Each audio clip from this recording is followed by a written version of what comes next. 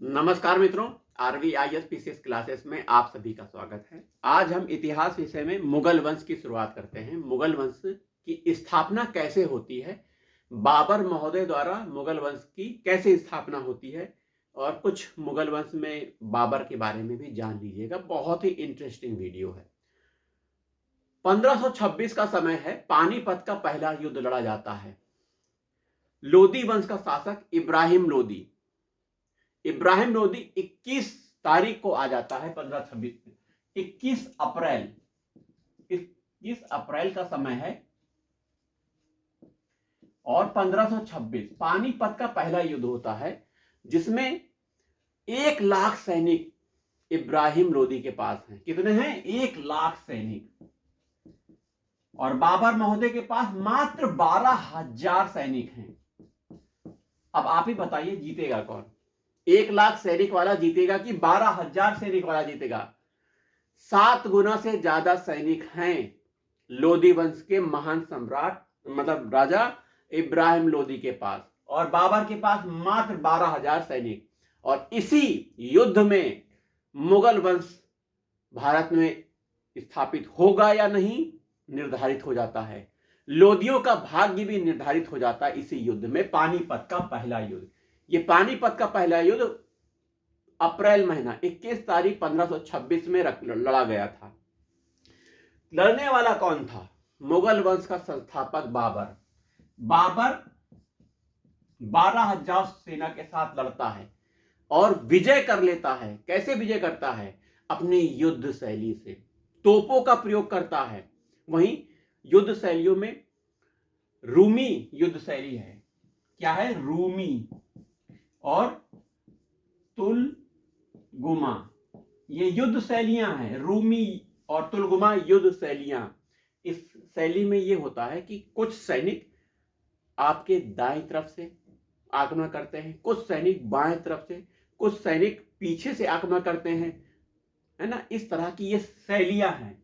और इस युद्ध में तोपों का प्रयोग किया गया।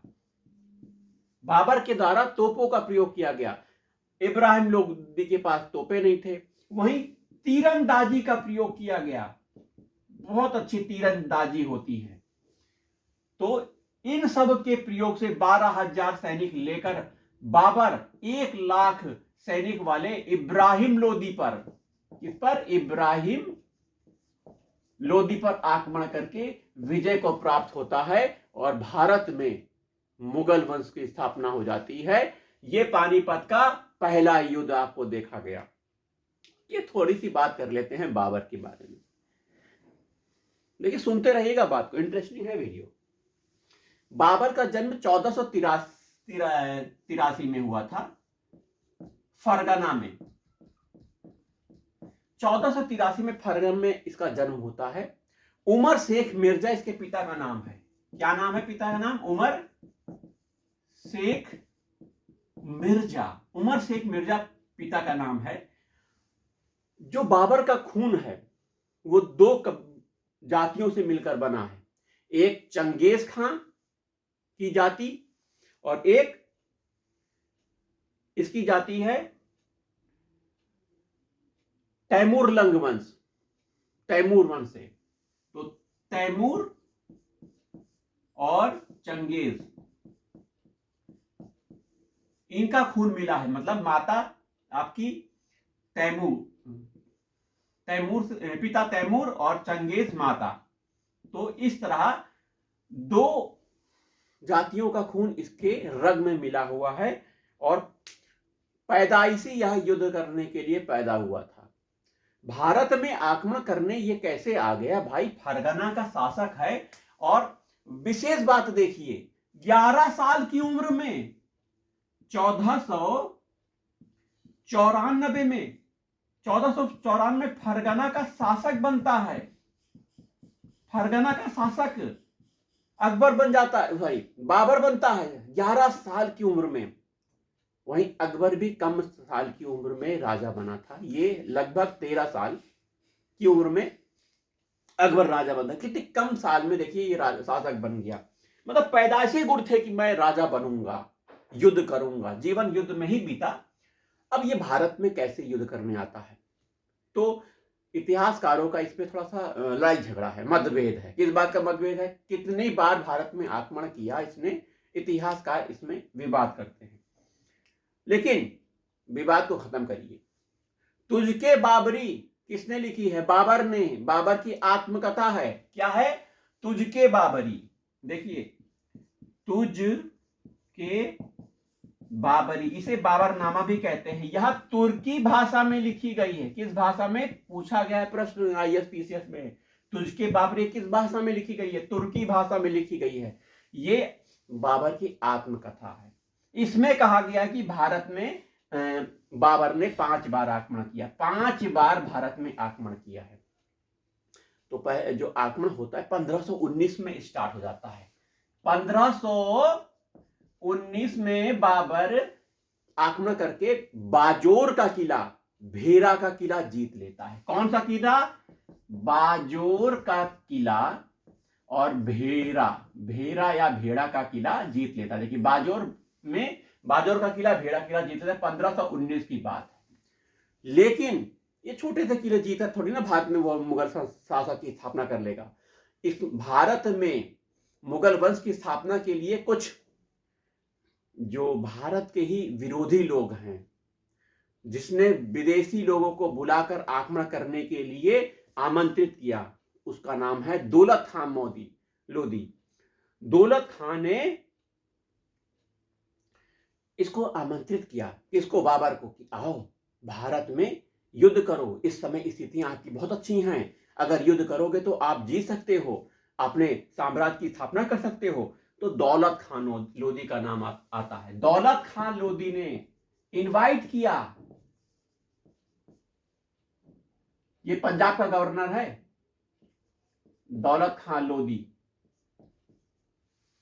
पंजाब का गवर्नर दौलत खान लोदी ने उसे भारत में आक्रमण करने के लिए निमंत्रण दिया। पंजाब का गवर्नर। अब ये 1519 में बाजौर भेड़ा का किला जीतता है, दौलत खान लोदी से बुलाता है। फिर पानीपत का ये युद्ध होता है, जो कि जीत जाता है किससे? इब्राहिम लोदी से। इब्राहिम लोदी, सॉरी, खान नहीं लिखा हुआ है, इब्राहिम लोदी से जीत जाता है और भारत में मुगल वंश की स्थापना करता है, लोदी वंश को समाप्त करके। ठीक है। युद्ध में हमने बताया रूमी और तुगलुमा ये युद्ध पद्धतियों का प्रयोग करता है, तोपों का प्रयोग करता है, तीरंदाजी का प्रयोग करता है। युद्ध में 1 लाख सैनिक होने के बावजूद इब्राहिम लोदी हार जाता है। तो ये अकबर की बहुत बड़ी विजय, भारत में मुगल सम्राट की स्थापना हो जाती है। और ये एक बहुत बड़ा दैवी योग है। मुगल सम्राट में सबसे बड़ा महानतम शासक अकबर महान है। उसके बारे में हम आपको और आगे पढ़ाएंगे। आइए बाबर की और कुछ युद्ध के बारे में जानते हैं। 1526 में ये युद्ध लड़ता है। युद्ध जीतने के बाद काबुल की प्रत्येक जनता को एक मोहर, सोने की मोहर, प्रत्येक जनता को एक सोने का सिक्का देता है। मोहर नहीं, सॉरी, सोने का सिक्का, एक सोने का सिक्का देता है। और सोने का सिक्का देने के बाद उसको कलंदर कहा जाता है। दानवीर, दानशील, कलंदर। बाबर को एक उपाधि मिली है, कलंदर। पूछा जा सकता है प्रश्न, कलंदर किसकी उपाधि है? बाबर की उपाधि है। क्यों इसे ये उपाधि मिली? क्योंकि इसने पानीपत का युद्ध लड़ा था। युद्ध जीतने के बाद काबुल की जनता को, किसकी जनता को? काबुल की जनता को सिक्का दिया था। यह भी पूछा जा सकता है कौन सा सिक्का? सोने का सिक्का दिया था। इस सिक्के को देने के बाद दानशील बनने के कारण इसको कलंदर की उपाधि दी जाती है। दिख रहा है आपको कलंदर? देखिए, कलंदर की उपाधि इसको मिल गई। तो 1526 का युद्ध हो गया। अब 1527 का भी युद्ध लड़ता है, 28 का युद्ध लड़ता है, 29 का युद्ध लड़ता है, 30 को मर जाता है। ऐसा शासक जो 2 बार दफनाया गया, वो कौन है? बाबर। 2 बार मरने के बाद 2 बार दफनाया गया। राधा वल्लभ श्री हरि। 2 बार कैसे दफनाया गया? पहले आगरा में मरा 1530 में। बाबर की मृत्यु होती है 1530 में आगरा में मर जाता है। वहीं पे दफना दिया जाता है, आगरा में दफना देते हैं। लेकिन इसके प्रियजनों ने कहा कि भाई काबुल इसे बहुत पसंद है, तो इसकी मिट्टी को निकाल के फिर काबुल में दफना देते हैं। तो काबुल में फिर इसको दफनाया गया। भैया बाबर महोदय को काबुल में दफनाया। तो पूछा जा सकता है प्रश्न, ऐसा मुगल सम्राट कौन है, शासक कौन है जो 2 बार दफनाया गया? तो काबुल में इसको नूर ए अफगान बाग, बाग का नाम याद रख लीजिए, नूर ए अफगान, सॉरी नूर ए अफगान बाग में दफना देते हैं। अभी दफनाने से पहले थोड़ा युद्ध तो देख लीजिए, अभी दफन ना करिए बाबर को, युद्ध देख लेते हैं। 1527 में युद्ध होता है खानवा का युद्ध, सॉरी देखिए मैं खानवा का युद्ध यहां पे लिख दे रहा हूं, खानवा का युद्ध। खानवा का जो युद्ध होता है ये 1527 में होता है और ये लड़ा जाता है राणा सांगा के साथ। राणा सांगा, राणा सांगा की तरफ से बहुत से लोग उसका साथ देते हैं। हसन खान मेवाती हो गया, मेदिनी राय हो गया, और आपका ये महमूद लोदी हो गया, ये राणा सांगा की तरफ लड़ते हैं, लेकिन फिर भी बाबर जीत जाता है। और जीतने के बाद यह काजी की उपाधि धारण करता है। किसी काजी की, गाजी की उपाधि, कहां लिखा जाए, बाबर महोदय खानवा का युद्ध जीतने के बाद गाजी की उपाधि धारण करते हैं। प्रश्न पूछा जा सकता है किस युद्ध के बाद बाबर ने गाजी की उपाधि धारण की? खानवा युद्ध के बाद बाबर महोदय गाजी की उपाधि को धारण करते हैं। ठीक है, चलिए 1527 का खानवा का युद्ध, राणा सांगा थे, बाबर जीत चुका है। अब 1528 का जो युद्ध होता है उसका नाम हम लिखने जा रहे हैं नीचे, यहां लिख दें। चलिए, उस युद्ध का नाम है चंदेरी का युद्ध।